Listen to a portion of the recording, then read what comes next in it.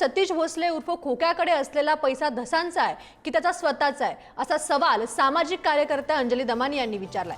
सुरेश धस यांनी उत्तर दिलं पाहिजे असंही अंजली दमानिया म्हणाल्यात। सुरेश धस यांच्या राजीनाम्याची मागणी झाली पाहिजे अशी ही मागणी आता अंजली दमानिया यांनी केली आहे।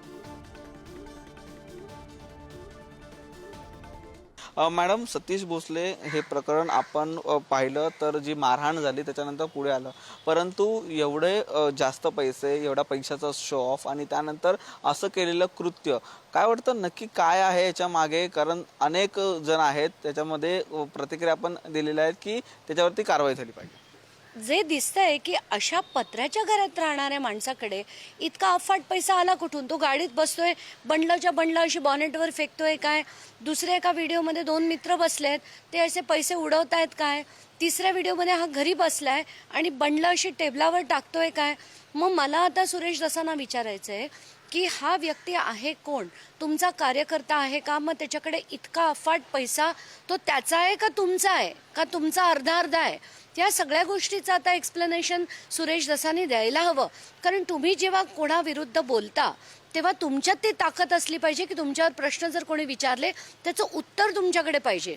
आताच्या घटनेला मला जी माहिती मिळते आहे की सतीश भोसले आणि त्याचे कुटुंबीय बऱ्या मोठ्या प्रमाणावर म्हणजे आता त्याची बाकीचे डिटेल्स मला काढायचे बाकी आहेत, दरोडे घालणं, लोकांचे सोनं ओरबाडून घेणं, दागिने ओरबाडून घेणं, अशी सगळी प्रकरणं करायचे आणि पैसे ते व्याजावर देखील देतात। तसं मुंडेंच्या प्रकरणात, ज्या देशमुखांच्या प्रकरणात मुंडेंचं कुठेतरी जे जवळचे त्यांचं नाव आलं म्हणून राजीनामा घेतला, या प्रकरणात देखील राजीनाम्याची मागणी करते? कारण प्रश्नच नाही, कारण सुरेश धसांनी आता त्यांनी पहिल्या दिवशी काय म्हणाले ते की तो माझा कार्यकर्ता आहे, पण हा 1.5-2 वर्षात जुना व्हिडिओ आहे, त्याच्यापुढे ते काही बोलले नाही। आता प्रत्येक गोष्टीवर तुम्ही उत्तर द्या, जसं तुम्ही उत्तर मागता तसं उत्तर तुम्ही पण दिलं पाहिजे। हा माणूस आहे कोण, याचा तुमचा संबंध काय, आर्थिक संबंध आहे की नाही, हा खोक्या बोक्या वडेवर जो आहे तो जे पैसे कमवतोय त्याचा भाग कोणाला जातोय, त्याचे जे इतके व्हिडिओज होते तुम्हाला माहीत नव्हतं होतं की नव्हतं, या सगळ्या गोष्टीचा उलगडा सुरेश धसांनी करायला हवा आता।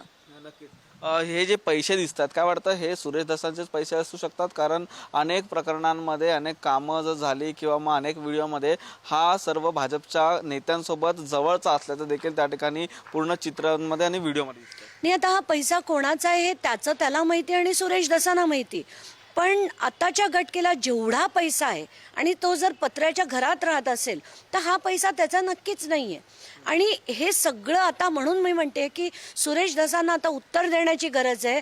आणि नाहीतर पण आता काय प्रॉब्लेम आहे की विरोधकच उरले नाही आहेत, त्यामुळे त्यांच्या राजीनाम्याची मागणी करणार कोण असा प्रश्न झालाय। पण आम्ही म्हणतोय की आता सुरेश धसांनी जर योग्य उत्तर दिले नाही तर मुख्यमंत्र्यांनी त्यांचा पण राजीनामा घेतला पाहिजे, अशीच थेट मागणी आहे माझी। मनोज सोलंकीसह निखिल चव्हाण, पुढारी न्यूज, मुंबई।